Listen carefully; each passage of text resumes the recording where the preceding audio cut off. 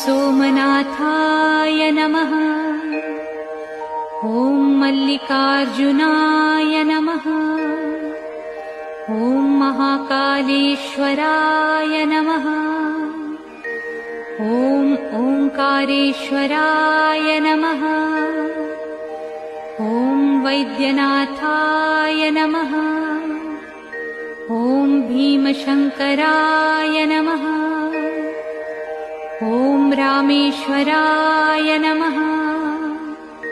ॐ नागेश्वराय नमः। ॐ विश्वेश्वराय नमः। ॐ त्र्यंबकेश्वराय नमः।